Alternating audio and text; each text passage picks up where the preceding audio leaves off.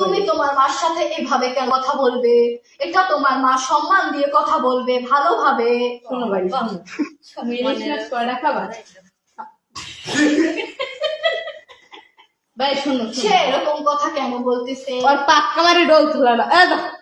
আপনাকে আমি ধরতাম, শুধু ধরি না আপনার ছেলের জন্য।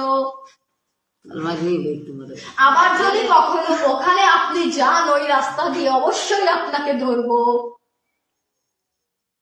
ভাই শোনো শোনো, আপনি ইলিশ মাছ খাবেন?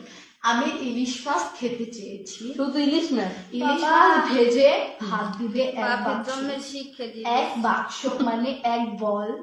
আমি খেয়ে চলে যাব। এখন তুমি সব খেতে না? আমি খেতে পারবো না পারবো সেটা পরের বিষয়। ঠিক আছে, ইলিশ মাছ লাগবে কতবার? ইলিশ মাছ লাগবে 2 কেজি থেকে 2.5 কেজি।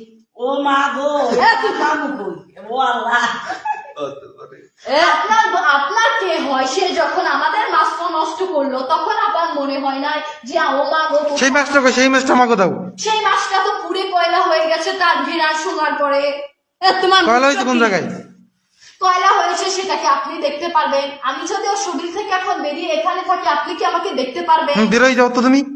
কেন বের হবো? ওর শরীর থেকে এখন যদি আমি বের হয়ে আবার ঢুকি তাহলে ওর কতটা ক্ষতি হবে আপনি জানেন। আমি তো ওর ক্ষতি করতে চাচ্ছি না। একটা মানুষের শরীরে ভর করা কি এতটাই সহজ মনে করছেন? সে একজন রক্ত মাংসের মানুষ। আর আমি যতটুকু জানি সে নাকি কালকে সকালে কোথায় যাবে, কলেজে না কোথায়। আমি তো তাকে ছাড়বো না। সে দুর্বল হয়ে যাবে, হাঁটার ক্ষমতাটুকু তার থাকবে না। তার জন্য ইনজেকশন করবো তাহলে। ইনজেকশন? আমাকে ভয় দেখাচ্ছেন? ইনজেকশন যদি করেন ভয় ব্যথা পাবে কে? ব্যথা পাবে যার শরীরে আমি আছি সে। আমার কিচ্ছু হবে না। ভাইয়া এই যে ভাই, আপনি ফোনটা কেন আমার দিকে ধরে রাখছেন? আপনার কি আমাকে দেখে জোকার মনে হচ্ছে? দোকানে তুমি চলে যাও। কেন চলে যাব? আপনারা মানুষরা খুবই খারাপ, সেই জন্য আমরা মানুষদের থেকে খুবই মোবাইল। তারপরে আপনারা ঘুরে ফিরে আমাদের কাছে কেন আসবেন? এই যে ভাই শোনো, ভাইয়া আপনার গায়ে তো হাত। তোমরা রাস্তার পাশে কেন থাকো? মানুষ চলাচল করে না ওখান থেকে। কেন আমরা ব্রিজে বসে মাছ খাচ্ছিলাম? ব্রিজ কি তোমাদের জন্য? ওটা মানুষ